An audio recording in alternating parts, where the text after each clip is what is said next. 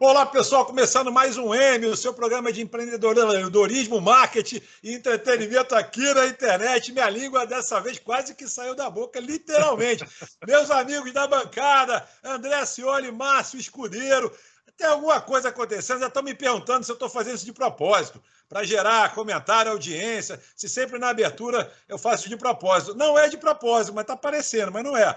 Mas, enfim, sejam bem-vindos e vamos começar. Antes de apresentar o nosso grande Fernando Guida, flamenguista e grande amigo, vamos dar o manual do YouTube e, na sequência, vamos conversar com o Guida, beleza?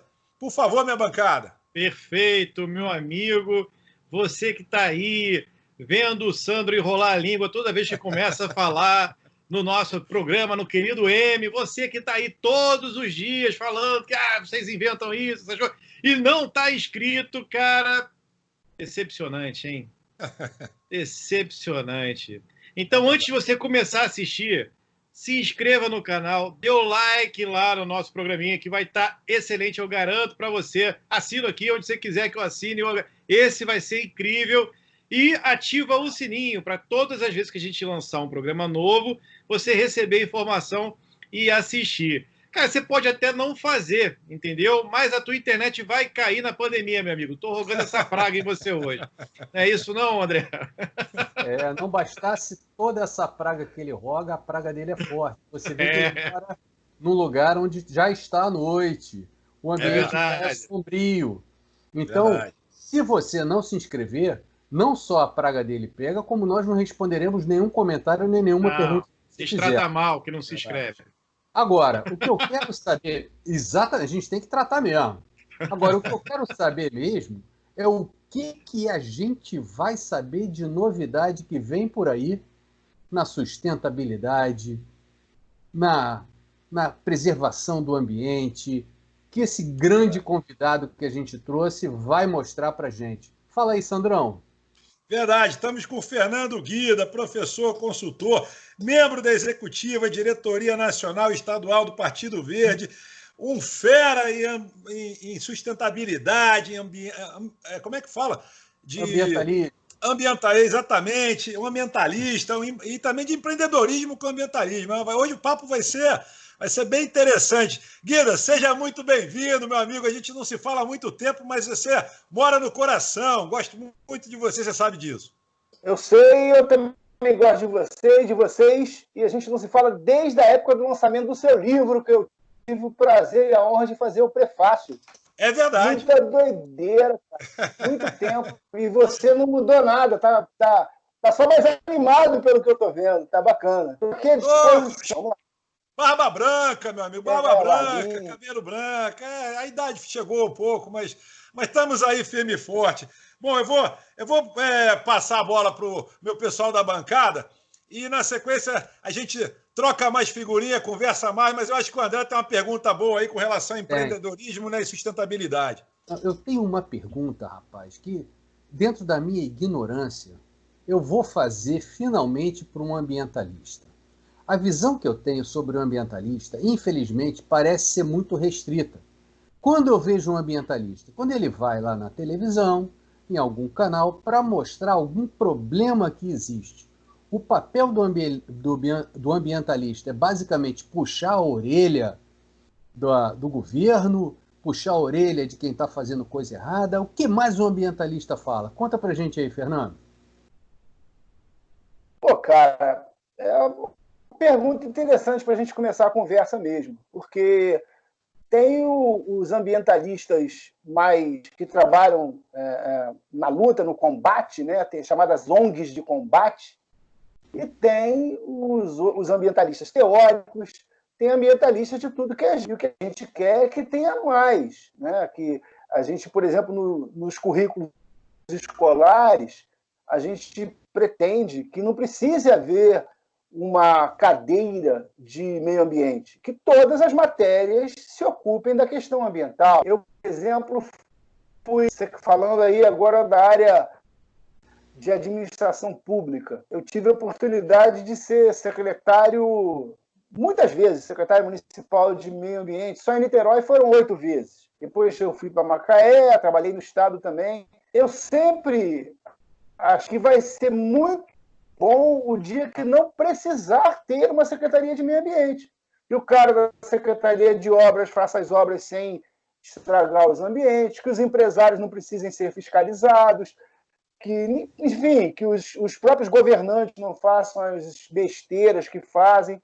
Então, o que chama mais a atenção é o trabalho do ambientalista de combate, porque esse também rende mais para os órgãos de comunicação. Os órgãos de comunicação gostam muito daquele cara que se joga na água, o outro que se pendura na árvore, o outro que sai agarrado no macaco. Isso aí é porque dá audiência, e é por isso que a gente vê os ambientalistas de combate, as ONGs de combate.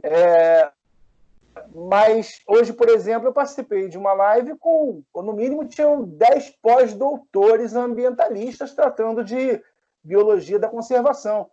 Tem de tudo. Agora, o que dá ibope, infelizmente, né, é a coisa dos ambientalistas que são chamados para falar na maioria dos órgãos de divulgação, são os que estão lá no combate. Entendi. Boa, boa. Meu amigo Márcio Escudeiro, diretamente de algum lugar que está de noite. Por favor, ele congelou ou ele está aí? Está entre nós, o Márcio? Não sei. Eu acho que ele está sob hipnose. Mas você me ouviu? Ouvi perfeitamente, mas eu acho que suas palavras foram de tamanho impacto que ele ficou hipnotizado, rapaz. Olha só. Voltou! Eu travei, cara. Eu travei aqui, mas estou de volta. Pulão também. Ô, meu amigo Márcio, a bola está contigo, então, já que você voltou agora, por favor, faça as honras aí com o nosso convidado. Perfeito. Eu não tenho a menor ideia do que foi dito nesses últimos 2 minutos, mas eu imagino que a resposta tenha sido incrível. E dentro do tema, eu queria te perguntar... Depois você vai lá na gravação. Isso, boa! Boa! Assistir. Chupa, Márcio! Hashtag chupa, Márcio!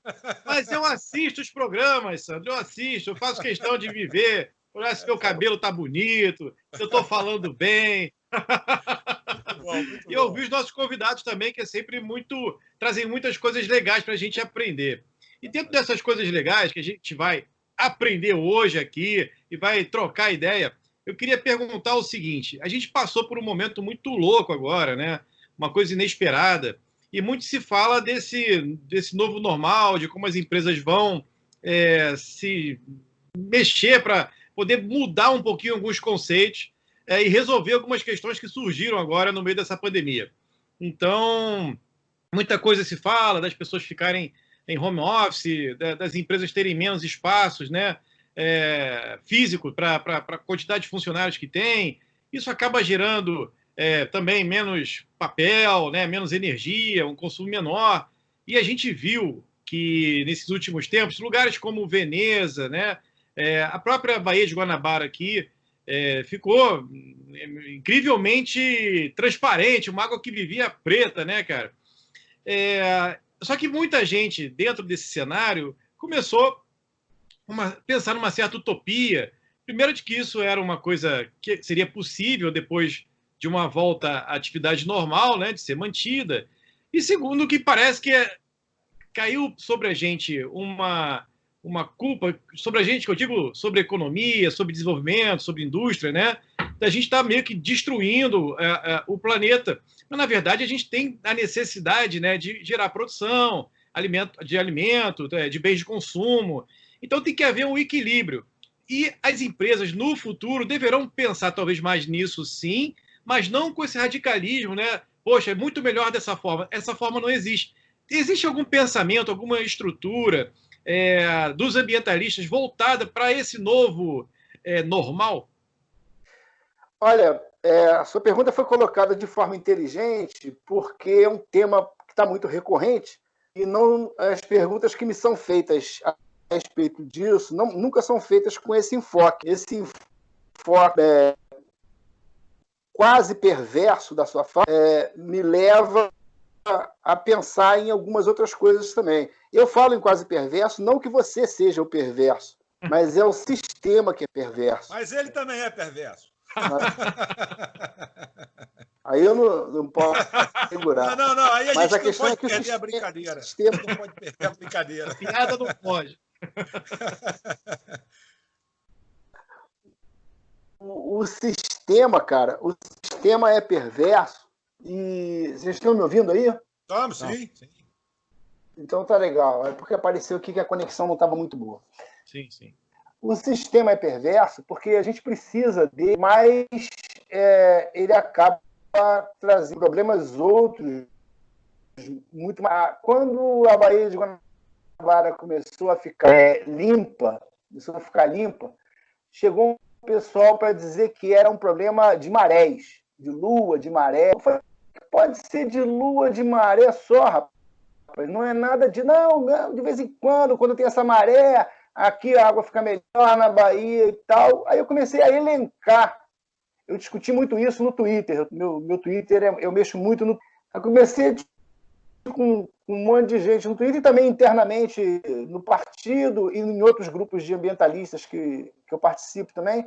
Aí ninguém, não, é de maré. Falei, como é que é de maré? Ó, as fábricas, muitas fábricas ao redor da Baía de Guanabara pararam de produzir. Muita gente parou de usar automóvel e até transporte coletivo. Ah, mas o que tem a ver transporte coletivo e automóvel com isso? Cara, até os gases que a gente joga na atmosfera, eles baixam, eles descem. Tem chuva ácida, eles também contaminam. E óleo, a gente solta, quando a gente queima combustível, a gente também está soltando óleo. E esse óleo todo, os ventos jogam para tudo que é lado, inclusive para a Baía de Guanabara, para os canais, para os rios, etc. Diminuiu esmagadoramente o número de embarcações na Baía de Guanabara. Essas embarcações, muitas vezes, não são muito bem fiscalizadas, a maioria das vezes, o Brasil é muito fraco em fiscalização, e faz tanta besteira que precisa ser mais fiscalizado. E aí muitas embarcações que jogavam óleo o tempo todo, aquelas embarcações com motor ruim, e lixo também, navios que jogam lixo, descarregavam lixo na Baía de Guanabara, tudo isso influenciou. E eu fui mais longe, eu fiquei me lembrando, as pessoas que têm barraquinha de cachorro-quente, de churrasquinho, de pipoca, onde é que esses caras jogam aquele óleo? Eles jogam no bueiro, malandro, no bueiro que é para recolher água só de chuva. Onde é que vai parar aquilo? Na Baía de Guanabara. Ah, mas são poucas. Como são poucas? No Rio de Janeiro tem mais de 1000 favelas, só na cidade do Rio de Janeiro. Quantas barraquinhas tem ali? Quantos trailers tem no estado do Rio? E quantos restaurantes pararam de produzir óleo também, que ao invés de ser bem recolhido e bem reciclado, acaba indo para águas pluviais e acaba indo para a Baía de Guanabara. Essa desaceleração, eu até concordo que o lance das marés também ajude, mas tem 3 meses isso. A maré não dura nunca 3 meses, né? Então, a gente está vendo essa desaceleração ser benéfica para os ambientes todos, ou quase todos, porque você passa a ter um ambiente, por exemplo, urbano, um pouco menos concentrado, um pouco menos traumatizante, tem menos acidente de automóvel. Aí o cara fala, olha, mas e as fezes das pessoas que continuam indo para a Baía de Guanabara sentadas nas residências? Agora, né? Ou pelo menos estavam, que já está todo mundo indo trabalhar, muita gente indo trabalhar e está voltando. Eu duvido muito que a quantidade de fezes tenha aumentado, né? Normalmente deve ter um padrão nesse negócio aí, porque se o cara não faz em casa, o cara faz na rua, né? Isso que eu estou falando. Mas em casa, por exemplo, se ele fizer em Niterói, sai tratado, sacou? Niterói, mais de 90% e muito bem tratado o esgoto de Niterói. Isso também diminui a carga, né? Enfim, é um conjunto de situações que levam a gente ter uma visão melhor. A gente respira melhor, tá? Tem menos doença pulmonar aí na parada. Se tivesse respirando pior por causa da poluição, talvez até essa questão da pandemia estivesse pegando mais pulmão do que está. Né? A gente sabe que vive num ambiente muito poluído aqui no Rio de Janeiro, na região metropolitana principalmente. Isso diminuiu, né? Então, é um conjunto de fatores. Conceitualmente, os preservacionistas, os ambientalistas, eu acho que nós preferimos o ar mais puro para respirar, a água melhor para beber, a praia melhor para ir e tal. O pessoal que acha que a gente tem que desenvolver, e isso é um custo inerente, também pode ter lá a sua razão e não se importa de estar bebendo uma água pior, de estar respirando um ar pior, de ter mais gente com doença respiratória e câncer, etc, etc. São custos, como é que a gente fala isso? Efeito colateral, né? O que eu acho é que a gente tem que buscar chegar no melhor equilíbrio possível. Fazer o melhor possível com o mínimo de prejuízo possível. Mas para isso não precisa ser ambientalista, é só ter bom senso, né, cara? O bom senso tem que levar. Agora, esse bom senso tem que estar na cabeça do governante, tem que estar na cabeça do empresário, tem que estar na cabeça do consumidor. E esse bom senso não se adquire do ar. Esse bom senso vem com educação. Mas nós temos empresários que não são educados, nós temos políticos que não receberam boa educação, e nós temos a massa da população que não tem educação. Por isso, é importante que em algumas áreas a gente tenha gente radicalmente puxando para a preservação, senão esse negócio explode. Arrebentam com tudo se não tiver gente puxando para o outro lado. Aí arrebenta com a floresta, tem pandemia, arrebenta com a floresta amazônica, da seca em São Paulo, porque tem os rios voadores que vêm de lá da Amazônia trazendo a chuva para a região sudeste. Então, se não tiver gente lá segurando a onda, de qualquer jeito, tem o pessoal de cá que tem que ter contraponto para a gente chegar a um certo equilíbrio. Ô, Guida, deixa eu te fazer uma pergunta. Com essa digitalização, com a pandemia, né, as empresas agora, praticamente todas elas estão digitais, né? Agora está começando a abrir o comércio, né, que começou essa semana, abriu o comércio e tudo mais, depois dessa confusão toda e tal. Mas, assim, a gente sabe que o mundo digital é diferente, né? O mundo digital, ele quer ver a marca também, o que a marca representa. Ele não quer só comprar, ele quer saber se a marca é sustentável, se a marca é autêntica, o que agrega, né, a marca. Não é só vender o celular. Por que eu vou comprar um iPhone, um Samsung? Por que eu vou comprar uma geladeira da marca tal, da marca Y, X e Z? Esses valores agregados, você não acha que melhorou? O empreendedorismo hoje nunca teve tão próximo à sustentabilidade? Não. Nunca teve tão próximo, mas ainda está longe pra caramba. Muito longe. De que, por exemplo, quando começou a globalização, e aí não adiantava você tentar vender um ventilador para a Inglaterra se não tivesse certificado de qualidade ambiental, aí ninguém teve que fazer. Sim. Então, começaram as exigências de padrões, e não só ambientais, né? de segurança do trabalhador, de não ter trabalho escravo. Você vê que tem nego que não compra. Tem empresas americanas que vêm ao Brasil verificar se a produção de café está tendo trabalho infantil ou trabalho escravo. Então, as exigências de qualidade, principalmente pelo mundo mais evoluído, são grandes. E aí as empresas aqui têm que se adaptar. O que há, graças a Deus, é uma quantidade ainda muito pequena de empresários e políticos e consumidores responsáveis e antenados que estão correndo atrás e fazendo o seu papel. A empresa fazendo o seu papel de dar sustentabilidade a toda a sua produção, os políticos fazendo a lei e cumprindo a lei também no que se refere à questão ambiental, e os consumidores exigindo qualidade ambiental e não o chamado greenwashing, que é o cara pintar um aparelho de telefone de verde e dizer que ele é ecológico porque está pintado de verde, né? Isso existe muito.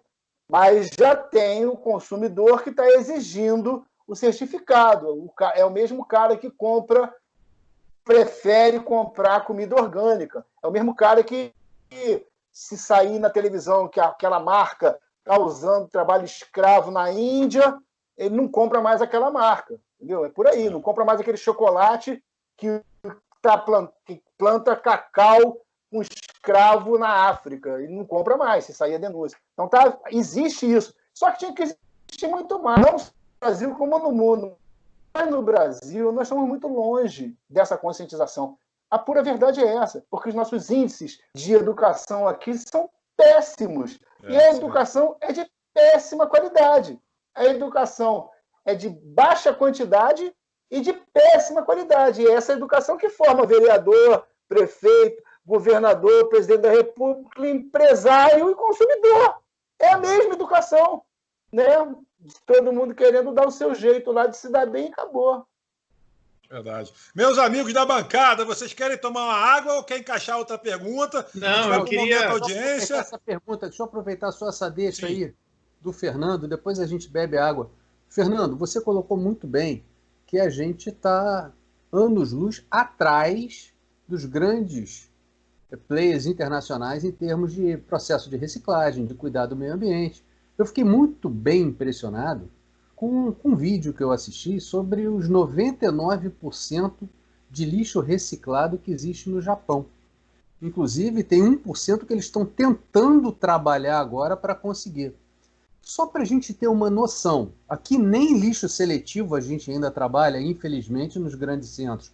Porque por mais que se diga que a coleta é seletiva, vai tudo para o mesmo lugar depois.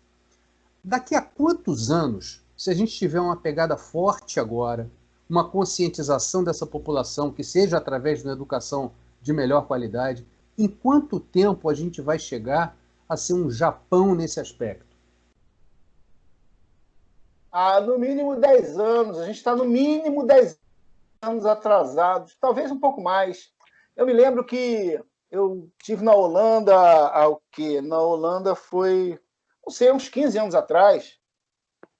Aí me levaram lá numa fábrica, numa estação de tratamento de lixo. E eles tinham lá processos de reciclagem nas cidades e tal, mas essa fábrica, essa empresa chamava-se Zuola. Era uma empresa de lixo grande lá Lá, cara, da estação de tratamento de lixo era branco. Os funcionários andando de roupa branca. E tudo que entrava no final lá do processo era recolhido e reciclado ou aproveitado, enfim. E isso já tem mais de 15 anos. Eu tentei e tento implantar esse sistema no Brasil há 15 anos. E não consigo, porque os interesses nessa área de tratamento de resíduos são os mais diversos que vocês podem imaginar. Então, nós estamos realmente muito atrasados. Eu diria, no mínimo de 10 a 15 anos. Quando a questão dá no bolso, ou é economicamente viável, a coisa anda melhor. No Brasil, por exemplo, a gente recicla muita lata de bebida, de cerveja, de Coca-Cola. É um dos maiores índices do planeta, porque dá grana. Agora, outros tipos de objetos são mais difíceis de reciclar. E realmente você tem razão. Quase nós não temos reciclagem, né, no Brasil, nas cidades, né, por falta de prioridade. E, né, as pessoas não dão prioridade a isso. E a gente realmente está muito atrasado tecnologicamente. Era dentro da tua resposta, da pergunta do André, que eu iria fazer a minha. Eu vou aproveitar aqui o gancho. Existem projetos, imagino que, como a lata é lucrativa, né, e por isso existe a reciclagem, a gente observa na Europa, na Ásia, lá no Japão, enfim, muitas empresas usando outros resíduos, né, e gerando lucro com isso. Não seria legal, eu não sei se tem, a pergunta vai nesse sentido, se a gente tem projetos aqui ou algum tipo de empresa estudando essas soluções para serem implementadas no país, algumas regiões, sei lá, região sudeste, região nordeste, com algum tipo de resíduo específico. A gente vê que o lixo orgânico pode gerar usinas ali termoelétricas, né? tem outros tipos de resíduo que a gente pode gerar. O pneu, viu? Gente fazendo asfalto com pneu. Então, enfim, existem muitas soluções, mas eu não vejo iniciativas nesse sentido, empresas sendo desenvolvidas nesse sentido aqui no país. Falta o quê? Apoio, falta incentivo, falta vontade. Qual é a história? Por que a gente não chegou ainda nesse caminho? Falta tudo. Falta tudo. Iniciativa é fundamental. Cabeça, né, cara? Eu estou trabalhando atualmente como consultor e trabalho num projeto que é um barato. Vou falar dele aqui para vocês. É de uma empresa que está localizada na região mais pobre do estado do Rio de Janeiro, região noroeste. Tá? Uma região que foi devastada pela cultura do café, depois o gado de corte, nego rebentou com a Mata Atlântica que tinha lá. Era floresta umbrófila, hoje é seca no noroeste fluminense. Tá? Uma região linda, se tivesse com tudo preservado, com rios lindos, cara. Aqueles rios na Europa, nego ia querer fazer casa de frente para o rio, que ia custar bilhões. Ia ter florzinha nas margens do rio, o rio ia ser cheiroso, ia dar o maior prazer de ir para lá. E você vai para o interior do estado do Rio, os rios estão ferrados, poluídos, por uma série de razões, não tem tratamento de esgoto, empresas jogando tudo que pode lá dentro, tudo que não pode, principalmente. Essa empresa se chama Copapa.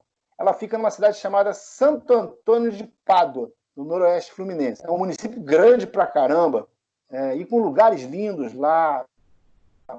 E passa um rio também. Esse rio, a empresa pega água desse rio para fazer papel higiênico. Ela faz principalmente papel higiênico. E ela pega água do rio. Aí os caras me chamaram e falaram: Guida, a gente quer transformar essa empresa toda aqui numa empresa exemplar, sustentável, e vai lançar um produto aí que a gente quer a sua ajuda para lançar e tal, para concluir. E queria você aqui como nosso consultor e tal. Eu fui saber da empresa. Tudo bem, mas qual é o caminho que vocês estão trilhando? Já estão fazendo alguma coisa aí legal pelo meio ambiente? Cara, você sabe o que os caras... Eles pegam a água do rio, usam a água do rio e devolvem a água que eles não reutilizam lá dentro, porque eles reutilizam água pra caramba, eles pegam muito menos água do que já pegaram há poucos anos atrás, devolvem melhor para o rio do que eles pegaram. Sandro, escuta isso, você que também se interessa por essas questões. Você imagina uma empresa que fabrica papel higiênico, pega a água de um rio, usa a água, usa o mínimo necessário e devolve melhor para o rio. Eu falei, opa, dá para a gente conversar. Aí entrei como consultor da empresa. Pô, os caras, eles têm lá um CEO, um presidente da empresa, que é um cara nossa, o cara é super antenado. Já trabalhou em 1000 lugares no mundo, o cara, porra, um grande cara. E pra você ter uma ideia, na casa dele, ele tem tudo que vocês imaginarem de alternativo em termos de meio ambiente. De energia solar, a reciclagem de tudo que vocês imaginaram. O cara é uma fera. Chama-se Fernando Pinheiro. Posso falar o nome dele. Gente de primeiríssima qualidade. Aí eu baixei lá, os caras, eles diminuíram a quantidade de resíduo a um mínimo. Eles cuidam dos resíduos como ninguém cuida. O que não dá para cuidar, eles entregam diretamente para uma cooperativa de catadores que vai tudo para reciclagem. Então, os caras água dos resíduos dos funcionários, e nos funcionários, enfim, tem todas as preocupações. Por que outras não têm? É falta de cabeça, falta de projeto, falta de preparo, falta de iniciativa. Porque precisa de dinheiro para isso. Precisa de dinheiro para quê? Para começar com processos de economia? Será que tudo precisa de tanto dinheiro assim? Não dá para você ir começando, investir um pouco aqui, fazer uma parceria ali? É questão de iniciativa mesmo, de vontade política. E melhor, os caras lucram mais com isso e tem uma abertura de mercado muito maior. Eles lançaram esse tal produto que eles me chamaram para lançar, que é o carro-chefe, que a partir desse produto eles vão fazer a mesma coisa com a fábrica toda, chama-se Carinho, de carinho, hoje é dia dos namorados, vamos falar de carinho, mas é Carinho Eco Green. é um papel higiênico que eles estavam lançando como o papel higiênico mais sustentável do Brasil. Cara, para mim, é o mais sustentável. Vocês vão gostar de ouvir. Vocês terem uma ideia, a embalagem plástica daqueles pacotes, você vai no mercado, tem aqueles pacotes com 8 rolos de papel higiênico, não é isso? Mais ou menos isso? Pode ter 8, pode ter 12. O plástico que envolve desse papel higiênico é compostável, sacou? Eles chegaram na fábrica de plástico e falaram o seguinte: olha, eu vou fazer o melhor papel higiênico do planeta, só que eu quero um plástico que eu possa plantar depois que acabar a função dele de embalar. É um plástico que você pega e bota na terra, meu amigo, vira adubo. A tinta que está escrito lá, Carinho Eco Green, é feita à base de água, para não contaminar. O que significa isso? Significa que o cara da fábrica de plástico teve que se adaptar. Significa que o caminhão que vai carregar esse produto não pode ser poluente, porque a fábrica não contrata caminhão poluente e está obrigando os fornecedores a mudarem suas frotas, e, se possível, para carro elétrico desde já, ou então uma meta para daqui a 5 anos. Ela está mudando para caminhão elétrico. Então, isso aí, a pergunta foi excelente nesse sentido também, isso irradia, faz com que outras empresas acabem também tendo que... E quem é atendido pelo Carinho Eco Green? É o pessoal que está em busca de qualidade também ambiental, que quer o filho dele respirando um ar melhor, que quer comer coisa que faça menos, que dê menos câncer, e por aí vai. Então, as coisas vão se encadeando. Tem coisa acontecendo, já tem uma usina de lixo no Paraná que gera energia. Tem de tudo.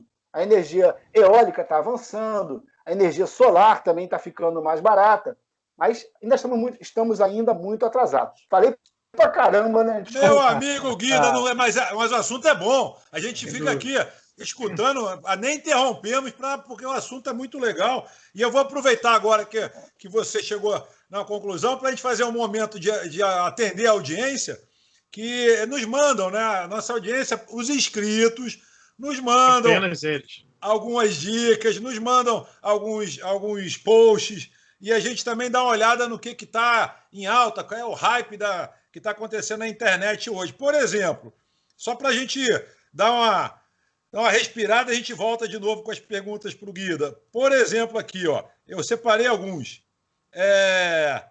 Tem uns bem engraçados. O Miguel botou aqui: descobri que nesse período de pandemia, que a louça suja brota do nada e não acaba nunca. Olha, isso aqui em casa também eu descobri, viu? Impressionante como é que a louça aparece do nada. As donas de casa sempre falam, né? O trabalho de casa não acaba nunca.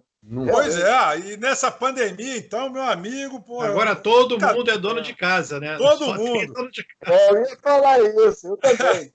A Carla também bota aqui: reflexão do dia. Essa dá meme. Se ao invés de matar, o coronavírus deixasse broxa, não tinha tanto ônibus circulando na rua. Enfim.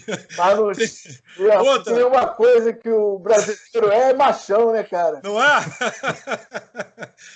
A Fátima aqui está revoltada com o que está acontecendo na Argentina. Ela botou aqui: o pau quebrando na Argentina contra a política comunista do presidente, e a imprensa aqui caladinha, ninguém toca no assunto. Por que será? Bom, sei lá, não vamos entrar nesse... Ela está enganada. Eu conheço os dois lados da Argentina. Tenho muitos amigos lá e frequento a Argentina. Ela está enganada. Está enganada? Bom. Está quebrando. Quebra dos dois lados. Ó, outra aqui também. Pronto, Fátima, você está enganada, minha amiga. O Guida falou que não é bem assim. Aqui outra também, aqui bem legal. Eu não consigo saber quem é, porque o nome não está muito legível, mas é uma mulher. Bota aqui: nessa quarentena, tem muito filho conhecendo melhor os pais e vice-versa. Esse privilégio é para poucos, aproveitem a chance. Pô, isso é legal, isso é bacana. É tempo de exercitar a tolerância. Verdade, é verdade. vários exercícios, né, que essa pandemia está fazendo. A Andréia manda para a gente aqui, manchete do Globo. Aí o Globo, o lead do Globo, lei que barra empresas chinesas em bolsas nos Estados Unidos é aprovada no Senado americano. Isso ainda o couro vai comer nesse sentido aí, hein, gente? Não sei o que vocês acham, mas enfim, a gente pode comentar já já. Aqui, ó. Multar quem não usa máscara, Mário Augusto. Multar quem não usa máscara é fácil. Quero ver prender quem comprou os respiradores superfaturados. Eita, nós. Aí já entra no outro papo. Errado tem que ser multado. Verdade. Todo mundo. Vem aqui, ó, o José. O José que coloca aqui. O José coloca aqui, bem-vindo à pandemia no Brasil. Aqui os governadores mandam nos estados, os prefeitos mandam nos municípios. O STF manda em todo mundo e o presidente não manda em nada. Mas quando alguém morre, a culpa é do presidente. Aí um seguidor do Bolsonaro. Mas isso aí é outro assunto polêmico. É outro assunto polêmico. E para fechar as polêmicas aqui, diz aqui o seguinte, isso aqui é a Patrícia, ela bota assim, não falo nada, ela pegou do site UOL. Coronavírus. OMS alerta sobre a máscara ser desnecessária para pessoas saudáveis. Gente, esse negócio da OMS é hype total, digamos assim, da semana e do dia, porque toda hora a OMS fala uma coisa, se contradiz, volta, vem, vai. É uma loucura, Guida, é uma loucura. Realmente, o pessoal está invocado com a OMS e não são poucas pessoas, não. Muita gente, e assim... Outra legal aqui que eu separei para a gente fechar, agora fechando de verdade, a Pilar, ela bota todo mundo liso, duro, todo mundo se queixando dos prejuízos causados pela pandemia, abrem os shoppings e tem filas para entrar. Queria entender os seres humanos. Não, caramba mesmo. Amontoada, se fosse fila ainda ia ser organizado. Não tem fila não, bicho. Cada um por si, Deus por todos, vamos embora, vamos invadir. Quase que guerra. Essa abertura gradual, a gente está vendo que de nada está sendo gradual, porque também na Europa, o Davi lá em Portugal falou que não tem gradual não, que todo mundo foi para a rua, o pessoal estava com síndrome, sei lá, com abstinência de ver pessoas. Que as pessoas se multiplicaram em suas casas, cara. Eu nunca vi tanta gente na rua. Pois a gente vai saber daqui a 9 meses. Vai multiplicado mesmo. Literalmente.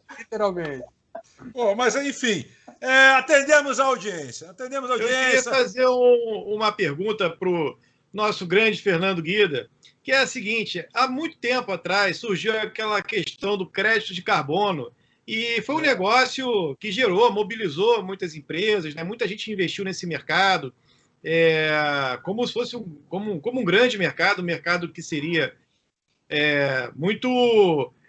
importante aí para a economia, né? Promissor, né? Promissor, a palavra é essa. E eu não sei, Fernando, se é porque eu não trabalho com isso, eu tenho pouco contato, mas me parece que pelo menos o discurso ele arrefeceu, né? A gente não tem mais aquela pegada como algo importante para as empresas, para as indústrias. Isso ainda existe uma movimentação grande nesse sentido, ou realmente ficou um pouco deixado de lado diante de alguma questão? Eu realmente não conheço, queria te ouvir a respeito disso. O crédito de carbono, para muitos, acabou se transformando numa autorização para o cara fazer besteira com o meio ambiente. Entendeu? Queima aí o que você precisa, que depois você paga ali do outro lado, compensa. Essa questão da compensação ambiental, seja financeira, seja pelo que for, uma questão complicada, né? Porque o que compensa? Você destrói aqui no estado do Rio e vai plantar lá no Tocantins, isso compensa? Como é que fica a questão local? Essa questão das compensações é uma questão importante, mas essa dos créditos de carbono, tem muita coisa envolvida, prazos, né? Prazos legais e prazos acordados para ele acontecer, mas muito falta de projeto, porque não é só falta do cara querer fazer projeto, é que os projetos, além de serem complexos, para você fazer o projeto é muito caro. Então, não virou uma coisa assim para qualquer um fazer. E os players do mercado, alguns players tomaram conta. Então, você conta nos dedos quem mexe com isso hoje. O que eu acho que ainda pode vir por aí é uma bolsa verde, que tentaram implantar no Brasil e ainda está engatinhando, né? Bolsa de mercadorias verdes. Isso aí ainda pode acontecer. O que tem acontecido são projetos de neutralização de emissões de carbono. Eu conheço muito pessoas que mexem com isso. Você não para ganhar dinheiro, mas você é um empresário consciente e pensa o seguinte: olha, eu tenho uma fábrica aqui, vamos dizer a fábrica mesmo, que polui todo dia, solta X de carbono no ar. O que eu tenho que fazer para compensar, para neutralizar essas emissões de carbono? Aí você chama um cara que entende do assunto, ele calcula quanto que você emite por dia para funcionar e diz: olha, isso aqui, se você fizer isso assim na sua iluminação, fizer isso assim no seu lixo, e fizer isso assim plantando árvores, plantando não sei quantas árvores, não é nem tanto, as pessoas pensam que é muita árvore, plantando árvores que sequestrem o carbono, você neutraliza essa emissão. Aí o cara vai botar o projeto neutro em carbono. Esse papel higiênico que eu falei, o Carinho Eco Green, é neutro em carbono. Toda emissão de carbono, gerar o papel higiênico, toda. Do automóvel, do presidente da fábrica, até tudo que você imaginar que emite carbono é compensado por plantio de árvores, melhoria de condições de energia, melhoria de tratamento de lixo, etc, etc. Dá para você neutralizar as emissões de carbono. Do programa de vocês, por exemplo, dá para neutralizar as emissões de carbono. Eu vi isso, alguns aplicativos, nessa questão de neutralização do carbono, até para a pessoa física, que você baixava o aplicativo, você calculava mais ou menos o percurso que você faz até o trabalho, o banho que você toma, uma série de ações que você pratica durante o dia, e aí aquilo gera, né, uma emissão de carbono, e você pode fazer algumas ações dentro desses aplicativos para justamente neutralizar, plantar árvore. Eu não sei exatamente quais são as ações, mas a maioria delas é no sentido de plantar alguma coisa. Aplicativo... Pode falar, desculpa, Fernando, te interrompi. Tem uma falhada. Esses aplicativos funcionam. Você está ali, você começa a ter sua alma perdoada. Mas quando você quer fazer um trabalho mais apurado tecnicamente, você deve entrar em contato com quem trabalha com esse assunto, né? Claro, tem os caras especialistas para calcularem realmente a quantidade de emissões de carbono, quais os melhores processos para você neutralizar, onde que você deve plantar, porque também tem o seguinte: você tem que plantar 20 árvores para neutralizar a fumaça que o seu carro emite todo dia que você vai lá para o... Tá, 20 árvores por ano? Tá bom, 20 árvores por ano. Onde? Quem vai tomar conta se essa árvore vai crescer? Essa árvore passa a sequestrar o carbono a partir de quando? Essa árvore é o melhor tipo de árvore para esse terreno aí? Ou ela vai ser colocada perto de um muro e a raiz dela vai arrebentar o muro? Ou ela vai sair um bicho que você não quer? Na verdade, é um conjunto técnico, né? Um trabalho técnico. Mas esses aplicativos já ajudam, como eu falei, a limpar a alma e a consciência. Ô, Guida, deixa eu te falar uma coisa. Vou botar uma questão para você e para os meus amigos da bancada, para o André Scioli, para o Márcio Escudeiro, para todo mundo agora. Vale todo mundo dar opinião. Tem uma pergunta que está rodando muito na internet e eu acho legal, entendeu? A gente botar aqui rapidamente. Covid em altas. Covid em alta, ruas cheias, transporte lotado. A bomba relógio está armada? O que vocês acham, meus amigos? Olha, o grande problema que eu vejo é tudo aquilo que você cerceia durante muito tempo e afrouxa, existe uma correria muito grande em sentido contrário. Então vai haver, com certeza, por isso que os shoppings estão cheios, as pessoas resolveram entender que nesse momento, entre aspas, estão livres e começam a circular pelos diversos espaços. No nosso município, a gente reside no Rio de Janeiro, os leitos preparados para a Covid, nesse momento, estão tendo uma demanda menor. Então houve essa possibilidade. Só que no momento em que você volta a ter aglomerações, a probabilidade de que a contaminação aconteça numa escala ainda maior é muito grande. Então, o risco de ter uma bomba relógio, em minha opinião, existe. Também Se acho. ela vai explodir ou não, aí é outra história, porque pode ser que muitos desses contaminados sejam assintomáticos, não tenham problema nenhum. É rezar, irmão, é rezar. Mas essa bomba eu acho que estoura sim, em algum momento. Márcio, o que você acha, meu amigo? Vamos deixar o convidado responder essa por último. Atravessei, desculpa, Fernandão. Não, tranquilo. Eu tenho essa resposta na ponta da língua, vou falar com toda a propriedade, não sei. Mas olha só. Ô, Guida, já que ele não sabe, e você, Guida? A questão, que você acha? Sandro, Temos uma bomba relógio? Só aproveitando aqui, a questão é a seguinte: eu não sei, a OMS não sabe, ninguém sabe, né? Então é complicado a gente ter aí algum tipo de análise, como é que vai funcionar. A coisa não, as curvas todas pelo mundo, todas elas, as previsões, né? Nenhuma delas deu certo. Então é um negócio que fica no ar mesmo. Enfim, vai saber. Eu corroboro da opinião do André. Eu acho que a bomba relógio está armada sim, mas eu fiz ontem exame do Covid-19 e deu que eu já tive contato com o vírus. Eu não estou, mas eu tive contato com o vírus. E engraçado que minha mulher, que sai mais, que vai mais a mercado, essas coisas, não teve contato e também não está. Ou seja, e você fazendo esses programas aqui com a gente sem máscara, hein, Sandro? Você... Eu já criei imunidade e eu fui assintomático, gente. Eu não tive absolutamente nada. Ou seja, eu tive contato com o vírus, tive o Covid e fui assintomático. Você vê que coisa louca. E a minha mulher morando comigo 24 horas junto não teve.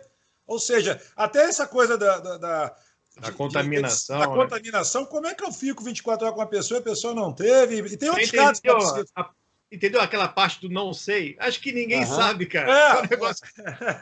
Verdade. Vou botar máscara aqui, mas a menina também falou para mim do posto de saúde, falou, o senhor agora está imune. Mas quem garante? Quem garante essa imunidade? É uma coisa muito louca. Ô, Guida, ajuda aí no debate. O que você acha? Você acha que a gente está com a bomba armada, a bomba relógio armada? Ou você vai para a rua? Porque eu não vou, não. Eu vou continuar no home office, vou continuar aqui, vou esperar. Eu juntaria o que vocês três falaram, porque quando a gente não sabe... A bomba está aí mesmo. Essa da bomba todo mundo sabe, né? Essa coisa de um se contaminar, o outro não, também a gente sabe o que acontece. Pode. E o cara que assume não está... E aí entra o mais... Quer dizer, a única coisa óbvia nessa história eu não sei mesmo. Agora, quando a gente não sabe, é que a gente tem que se preparar, né, cara? Esse é o detalhe. Eu não sei. Então eu vou arriscar, malandro. Eu sou um maluco. Eu posso tentado se eu não tiver opção, né? Então não vou, pô. Eu estou 3 meses dentro de casa.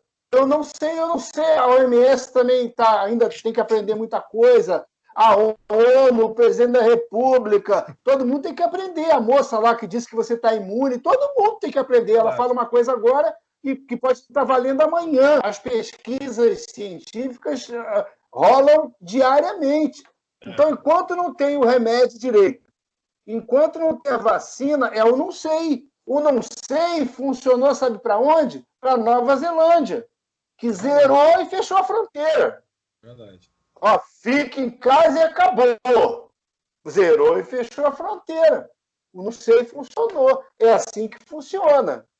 É verdade. Meu amigo André Ascioli, que está com semblante parecendo querendo fazer uma pergunta, de novo, uma pergunta daquelas capciosas. Não é capciosa, não. É uma pergunta até ligada à minha própria ignorância sobre o assunto.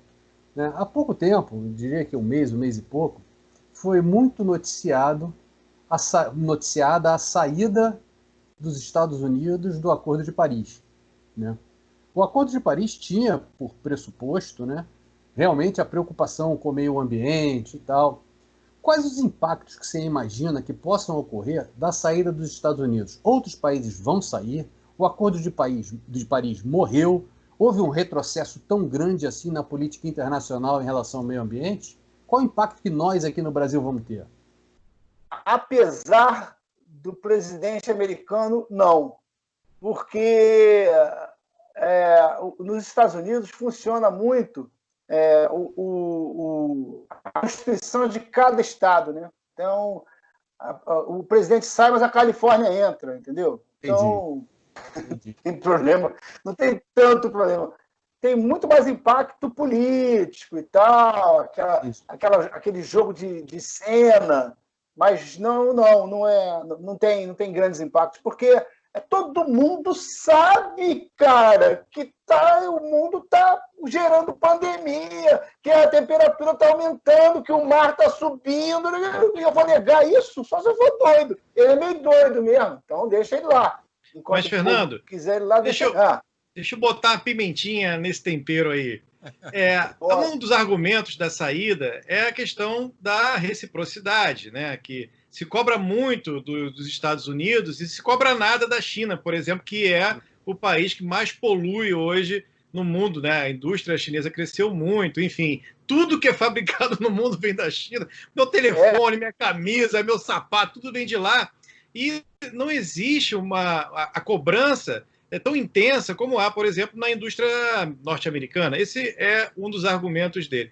Você não acha também que a politização desse discurso verde, isso não gera também esse tipo de problema? Quer dizer, se a gente não tivesse tanta política envolvida nesse debate, você acha que não melhoraria para todo mundo? Pô, evidentemente. Eu fico abismado. Como é que ele quer fazer do meio ambiente questão de direita e esquerda? Isso é ridículo. É ridículo. Não existe direito. Eu quero respirar um ar melhor, eu quero beber uma água melhor, eu quero que meu neto não tenha câncer, pô. Sabe? Isso não é ser de direita, não é ser de esquerda. Essa questão americana, chinesa, é outra coisa ridícula, que é usada politicamente. Os Estados Unidos são pressionados conforme eles aparecem mais.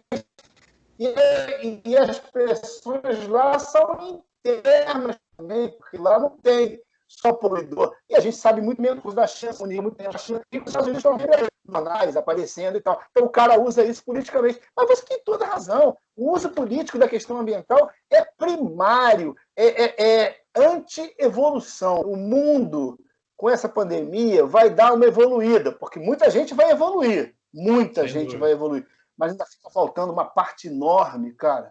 Uma parte enorme. Eu acho bacana aqui que um ponto que a gente tocou, que aliás você deu muito a ênfase, Guida, foi da educação. Eu lembro que há muitos e muitos anos atrás, até que foi o objeto, inclusive, desse livro aqui, meu amigo, que você escreveu para mim, o prefácio, Quem Pintou Marge Green, exatamente contando os bastidores quando eu fui candidato pelo Partido Verde nas eleições de 2008 para vereador. E eu lembro que a minha bandeira... Não é? E que a minha bandeira era educação ambiental. Entendeu?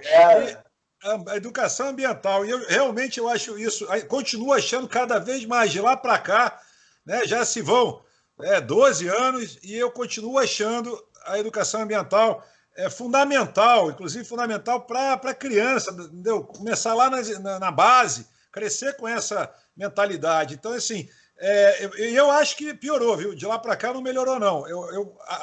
No meu ponto de vista, piorou bastante, porque, né, o mundo gira em torno do money, né? E o que manda é o money, não é nem a consciência política. Algumas empresas, algumas marcas, sabiamente conseguem lidar com isso, mas a gente vê que, no geral,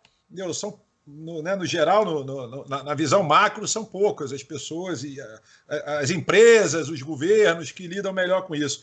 Eu não vejo, infelizmente, salvo alguns países, essa base, né, de educação ambiental, de que você falou, não tem direita, não tem esquerda, gente. Vamos beber água mais limpa, respirar um ar melhor e tal. Então, assim, politizar também essa parte de políticas educacionais é um negócio complicado, né? Aqui no país a gente tem muito isso, tudo se politiza e acaba que a gente não chega, né?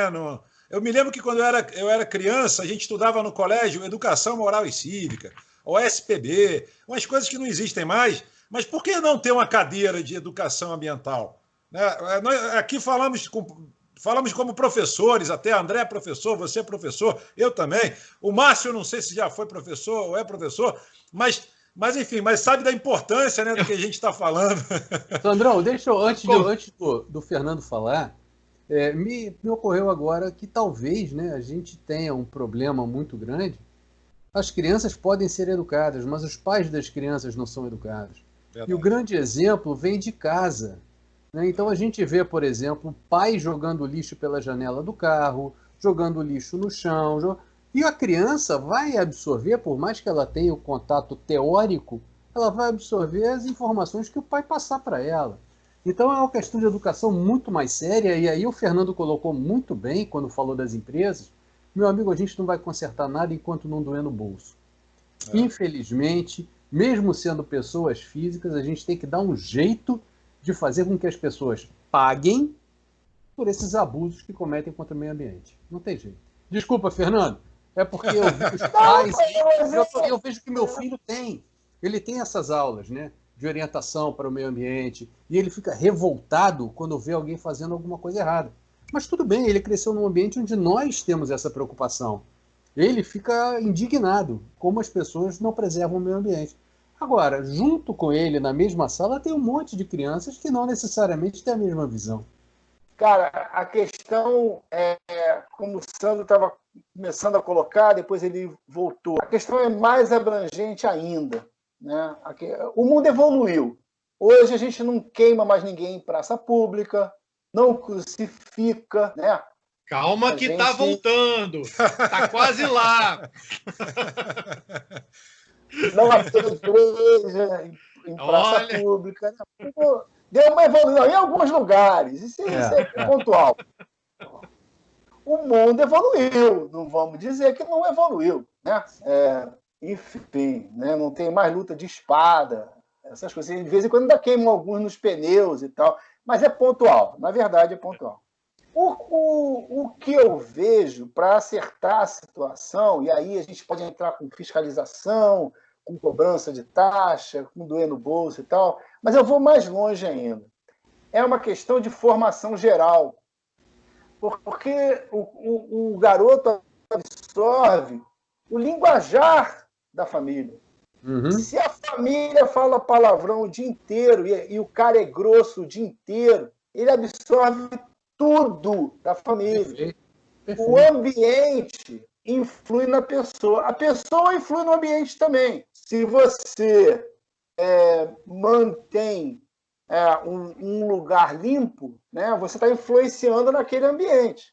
Agora, se você chega do trabalho, tomou uma cachaça, sua mulher está vendo novela com os 3 filhos, ela também trabalhou como empregada faxineira, pegou os filhos na escola, comeu o que tinha, arrumou a casa toda, fez a janta, inclusive, para as crianças. Ela está vendo televisão no momento de calma da vida dela, porque as crianças estão paradas, quase com sono. Você chega em casa, tomou uma cachaça, dando porrada em todo mundo, você influenciou naquele ambiente, acabou com o ambiente. E a criança absorve. Normalmente, filho de pai violento se transforma em pessoa violenta. Isso acontece porque ele recebe aquela informação a vida inteira. E a questão é de educação. Educar é formar hábito. Você pode ser educado para começar a se comportar de uma forma diferente na sua vida. Ah, mas você vai seguir alguma religião? Se não quiser seguir religião, segue o bom senso. Tá bom pra caramba! O bom senso. Tá bom. E tenta influenciar os outros com bom senso e, se possível, com alegria também, que é o que vocês fazem, né? Com esse programa, vocês influenciam os outros com bom senso e com alegria. É isso que a gente precisa. A influência é geral, cara. É uma questão de formação geral, que vai lá nos ambientes, em todos os ambientes, inclusive nesse aqui, né? Que é o mais influenciado de todas. De todos. Verdade. A gente tenta, de fato, a gente propõe análise, reflexões, Eu falo isso incansavelmente aqui. Análise e reflexões sempre com muito conteúdo e bom humor. Eu acho que o bom humor é fundamental para a gente não ficar, né, um programa, um papo chato, um papo careta, e o ambiente do YouTube permite que a gente fique mais informal, fale de diversos assuntos, enfim. Mas é muito legal a gente ter você aqui contigo, você aqui com a gente, Guida, e avisar para todos aqui agora da bancada que o tempo nosso acabou de estourar. Então, vou pedir para que vocês... que sempre quando eu peço isso... Para quem acompanha, sabe que é a hora que a pessoa se solta agora. A gente tem meia hora para falar cada um. Exatamente. Não. É o momento, Guida. É o momento que eu peço para eles começarem para a consideração final, mas aí eles começam a querer palestrar. Você vai ver. Vou deixar você por último, mas meus amigos de bancada, tentando não palestrar muito, vamos tomando a reta, o caminho da roça e as suas considerações finais, por favor. Pode começar da maneira que vocês quiserem, sempre com o nosso convidado por último. Eu vou aproveitar o caminho da roça. Eu lembrei de uma história, Sandro, muito interessante. Momento Forrest Gump. Momento Forrest Gump. Essa coisa que a gente estava falando aí de raciocinar, de pensar, de olhar para as situações com um olhar mais inteligente, né? Não reagir só por reagir, não agredir, enfim, ter um pouco mais de consciência em tudo. É uma historinha bem interessante de um fazendeiro que saiu com uma cestinha, né? A cestinha saiu lá da casa lá, onde ele estava, e foi se direcionando ali para a parte onde estava a floresta. E lá tinha um rio que corria ali mais à frente. E ele ouviu, cara, umas vozes femininas rindo e conversando e brincando. E falou, caraca, invadiram aqui o rio, né? E ele foi lá ver o que era. E percebeu que elas tinham deixado a roupa ali na margem do rio e estavam nuas lá nadando.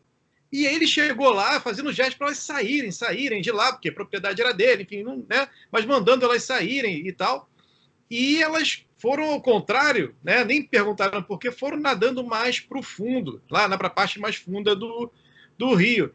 Aí uma gritou, olha, eu só saio daqui depois que você parar de espiar a gente, seu velho safado e tal. Deu uma esculhambada no cara. Ele falou assim, olha, eu não vim aqui espiar vocês não, pô. Eu vim aqui alimentar os jacarés. Meu amigo. Então, cara, em vez de você reagir, brigar, tem que pensar, analisar a situação. Por que o cara tá falando contigo ali? Calma. Exatamente. É verdade. Meu amigo André Scioli, vamos agora para a reta final com você. Meu amigo, eu fiquei impressionado com... primeiro, agradecer imensamente ao Fernando a disponibilidade dele vir aqui. Pode parar.